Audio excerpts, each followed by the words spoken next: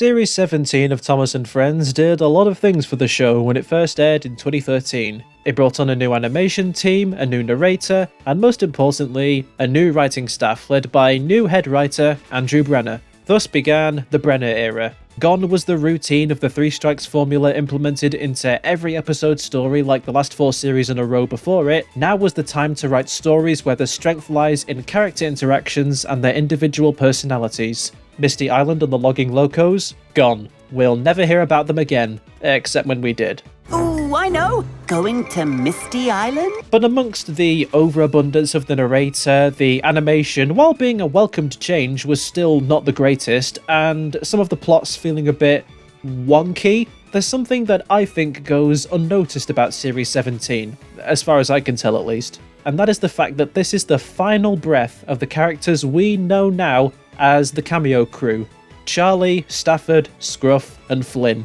All 4 characters were introduced during the previous Nitrogen era and usually followed the same treatment as any and all new characters made by HIT, having 1, maybe 2 episodes focused on each of them and then only ever appearing again as a side character or as a background addition to promote their toys, which was no doubt why they were made in the first place, to sell toys, nothing else. And going into this brand new era under Mattel's ownership, the new writing team definitely recognised that, because once they gave each character their own spotlight episodes, they realised there was nothing major that could be done with them compared to the main fleet or other CGI characters made by HIT like Hero or Paxton. So the Cameo crew became just that, the Cameo crew, relegated to pulling trains in the background of stories focused on the other more interesting characters, to make whatever yard or station the main characters were standing in look busy. The Brenner era's Marklin engines, if you will, only with very rare speaking roles if the stories called for it.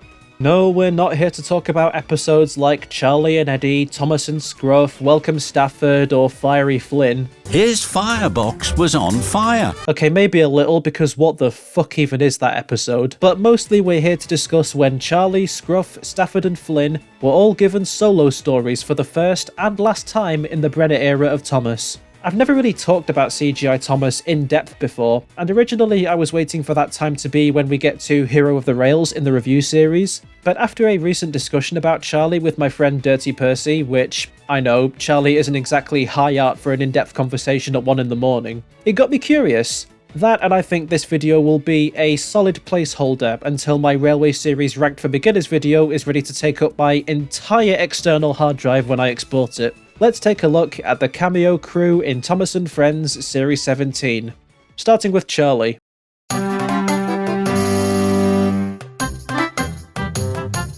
Charlie boy, the cheeky purple shit. After Hero of the Rails, he was the first CGI character introduced in Series 13. He was Billy 2.0 from his basis to his bringer of chaos personality. Literally any time an engine was just going about their business, he'd be there to either gaslight them into messing up their jobs, or in Henry's case, scare the crap out of him with a snowman. Hello, Henry. I have another joke for you. It sure was something. His purple paint job was also a reflection of that silliness, a very messy colour to match the chaos that would follow in his wake. Charlie's an interesting topic because not only was he what led me to making this video in the first place, but he's the only one out of the Cameo crew whose solo story actually had some good potential to develop his character in future. Series 17's Not Now Charlie. In this episode, Charlie is just being his usual jokey self, but rather than encouraging others to stop their jobs, he's just telling a bunch of silly jokes. Not everyone enjoys them, Cranky particularly gets annoyed of them, but even engines as dignified as Gordon can't help but laugh at him.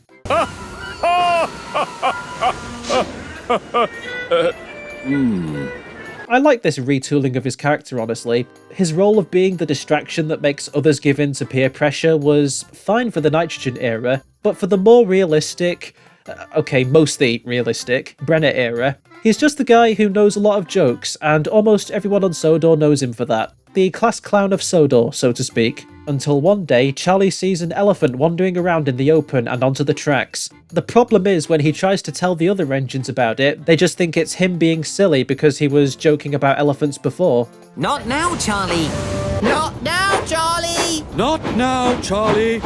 This is a surprisingly deep concept for, of all characters, Charlie the Purple Engine. What happens when you tell jokes all the time and have to get across urgent information? Not to mention the danger it puts others in if it's related to their own safety. I think they very much underplay the danger faced in this episode. This is a live animal wandering onto the railway line, a huge animal at that. And if you know anything about trains, or have watched any of my videos before, you will know trains can't do emergency stops. It's a danger to both themselves and the elephant. The one blocking the tunnel in Henry and the Elephant, that was lucky because at least a serious member of authority alerted everyone as soon as possible. This is Charlie trying to do the same thing, but he's told so many jokes that nobody will take him seriously when it really matters. But again, the episode doesn't really play as much into the danger of the situation as it could have done. With nobody to turn to, Charlie heads to the Sodor Search and Rescue Centre for the only one who will take him seriously, Harold the helicopter. Could he have done this from the start? Probably, but the episode is not about that. Charlie only asked Thomas, Percy and Henry because they were the nearest engines to him when he needed to tell someone about the elephant. So both he and Harold quickly rescue the elephant and return it to the animal park it escaped from. The other engines realise he was telling the truth, and Charlie decides he'll never tell any more jokes ever again. For about 5 seconds. Hey, Salty, how do elephants fly? I dunno, Charlie. How do elephants fly? By jumbo jet! By jumbo jet. Oh, good one, Charlie. A very status quo ending, but he may very well be trying to tell jokes less frequently from now on. Like, he can still be a clown, just not all the time. The episode itself is still very formulaic, like how Charlie tells 3 jokes and tries telling 3 engines about the escaped elephant, but it never gets intrusive. And honestly, had they developed Charlie from this episode onward, it wouldn't have been anything outstanding, but I think it would have been pretty cool. A notable change of pace for who was once Sodor's bringer of chaos, now a somewhat developed character.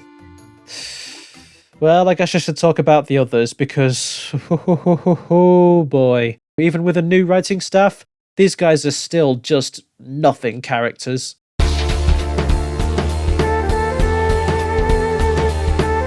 Scruff is the other engine that works at the rubbish dump with Whiff.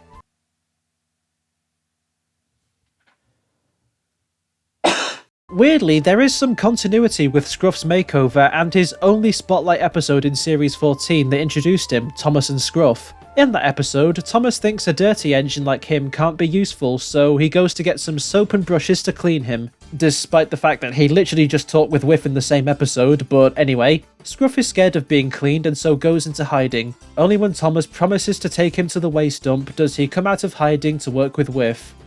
Woohoo. Side note, I watched this episode for the first time for this video, and honestly, compared to the rest of the era, Thomas and Scruff is surprisingly tame. I like how Gordon takes it personally when Scruff doesn't want to see his express coaches. I don't think Scruff wants to see your express. Oh, the indignity! Gordon huffed huffily away. And it's like the only time in this era Henry isn't a worried scaredy cat or anything, being referred to as old and wise by Thomas for some reason. You're old and wise. Huh? Can you think of something to bring Scruff out of his hiding place? I think I have a very good idea. I like Henry in this episode. I don't think Scruff wants to see your special coal. What a shame. Maybe another day. And Henry steams sweetly away. It's still mediocre, but it's not awful. Sorry, where was I? Yeah, the continuity between this and Scruff's makeover. So Scruff is looking particularly dirty nowadays, to a point where the Fat Controller steps in and tells the grubby fuck to get washed and repainted. Scruff was horrified. He didn't even like being washed. And he was sure he wouldn't like being repainted.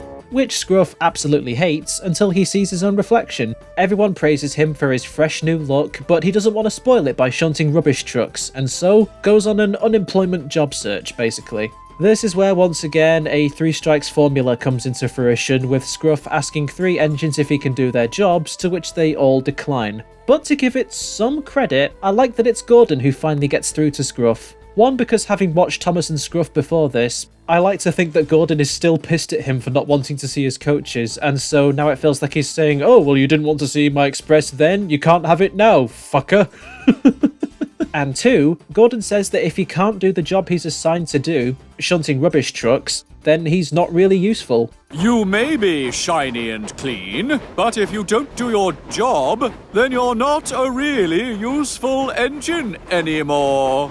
Like, I get it, it is cliche, but they could have just had the Fat Controller turn up to do his usual "you have caused confusion and delay" shtick, to get Scruff to go back to the dump. Thankfully, they had a believable voice of reason make Scruff see sense, and so he finally heads back to work with poor Whiff, who is rushed off his wheels. Things go as expected. He tries to help without ruining his paint, and thanks to some falling rubbish, he gets dirty again, which, to save time for the animators, he just reverts to how he looked before. Seriously, where did all the same scratches on his buffer beam come from that fall? What was in that? It's a very meh story where Scruff gets his mojo back with nowhere else to take this character trait. It was neat seeing continuity between the two eras, but that's pretty much it. He is, once again, just the other engine who works with Whiff at the rubbish dump. Nothing else.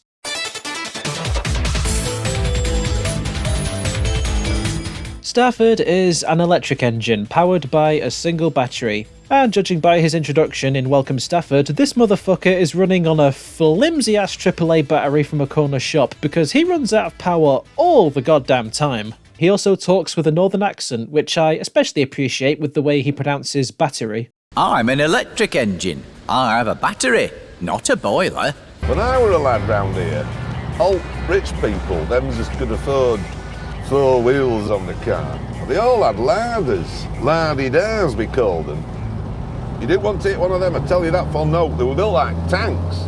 I won't waste any more of your time here. Welcome Stafford is just there. He keeps running out of power whenever Spencer, of all characters to pair him with, tries to take him to places like the Duke and Duchess's summer house, the Search and Rescue Centre, and Misty Island. How many Sodor characters have been to this fucking island and met the goddamn logging locos? How did Spencer cross that geriatric wooden bridge without falling to his death? So Steamy Stafford tries something new with this battery-powered engine by giving him an insecurity about being so quiet, when a group of children are confused by him being an engine that doesn't make any chuffing sounds. Thomas makes a puffy noise, but Stafford hardly makes any noise at all. How strange!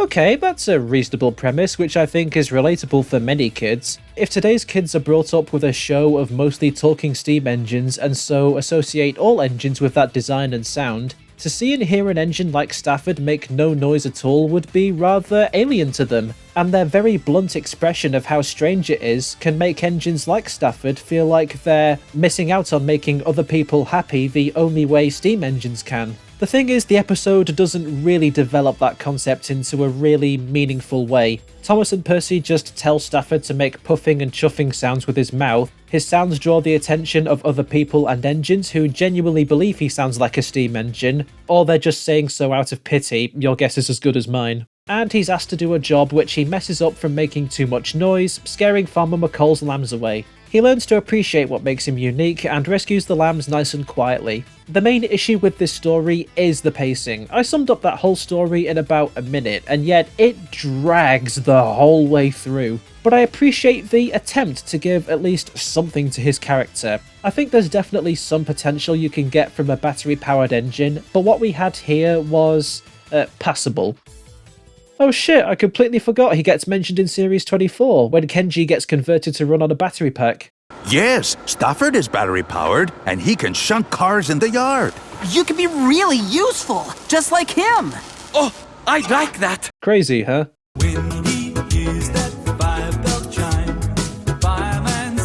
Fiery Flynn. Ooh, boy, did he draw the unlucky numbers out of the 4 dudes. And this was after being introduced in an awful Thomas special, Day of the Diesels. Not only does he feel like a completely made-up concept as a road rail fire engine, because looking for his bases gives no indication that they could run on rails, but before Series 17 he had some of the shittiest episodes under his belt. His titular episode, Fiery Flynn, is one of the most bottom-of-the-barrel stories from Series 15, which was already chock full of stinkers to begin with. His stupidity to not fully listen to which blue engine is on fire, in an emergency. The rhyming, him just opening fire on Edward and Gordon despite no indication of them being on fire. I don't need saving. You're not on fire? No. But the big danger of the story is that Thomas's firebox is on fire. That's what it's for! Fiery Flynn it. And Series 16's Race to the Rescue is not much better, with Flynn being afraid to run on roads to put out a fire because his wheels wobble. There's also this weirdly dramatic voice delivery when he feels bad about himself. Now there are even more people to see me wobble. And even more people to call me a big red wobble on wheels.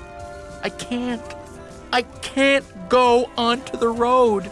Like, damn, Rupert Degas is going for it. But if there's one thing to take away from both these episodes, it's that they establish Flynn to be a very insecure character. First when Diesel mocks him about just waiting around for orders, and then his appearance when Charlie jokes about him wobbling on the road, which is a side of his character the Brenner-era writing staff chose to expand upon with Series 17's Too Many Fire Engines.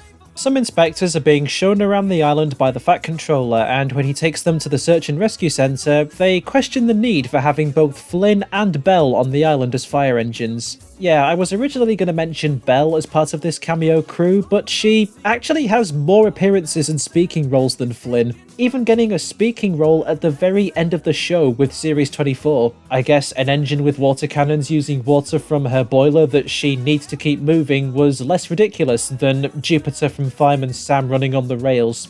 This series, I swear to God. Anyway, this episode is surprisingly solid. Though the Fat Controller is quick to respond to the inspector's critique about too many fire engines, that thought still lingers in Flynn's head. An emergency is called and Flynn is almost there first, but he bursts a tyre and so Belle saves the day, getting praise from the inspectors. While Flynn tries to brush it off, it only takes one flat tyre to let that anxiety start to play on his mind. So when he misses another chance of putting out a fire, he suddenly feels like he isn't needed anymore. I'll admit he does jump to conclusions rather quickly, but then that's natural for people who are generally self-conscious, so it kinda works. The rest of the episode goes as you'd expect. He sulks in his shed feeling unwanted, and while Belle is away keeping watch at a fireworks display at Ulstead Castle, there's an emergency call about a fire at Brendam Docks, and we get this genuinely good scene where Butch the breakdown vehicle, who was Flynn's voice of reason earlier in the story, motivates Flynn to get back in the game ready to fight fires. Come on, Flynn! Get ready to rescue! There's a fire! You don't need me, Butch. Belle can put it out. But the fire's not at Ulstead Castle. It's at Brendam Docks. Really? Come on, Flynn! We need you!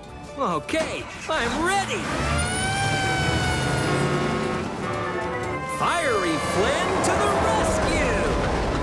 Again, it feels like you can't do much with this premise following this story, and the very overly technical narration does hold the story in general back. But they showed Flynn's anxiety getting the better of him as he then gets over it very naturally, which compared to his episodes in the Nitrogen era, this was a hefty step up in quality. He got at least one solid episode to his name before becoming just the other fire engine at the search and rescue centre. And you know what? Good for him.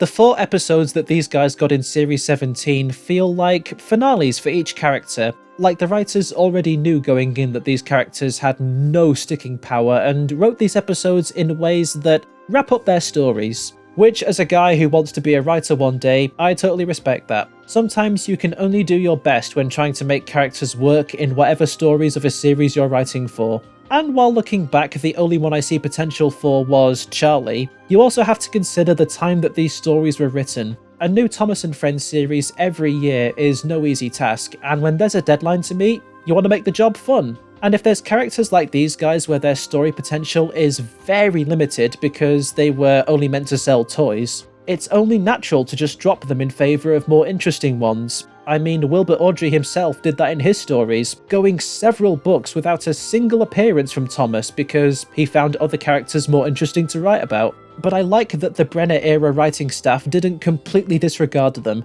They gave it a fair shot with 1 episode each, and when it didn't work out, they all said, fair enough, and just pushed them into the background. Charlie, Scruff, Stafford and Flynn were never major characters again, but until the very end, they were always there. The logging locos didn't get shit, and that speaks volumes. That's right! No.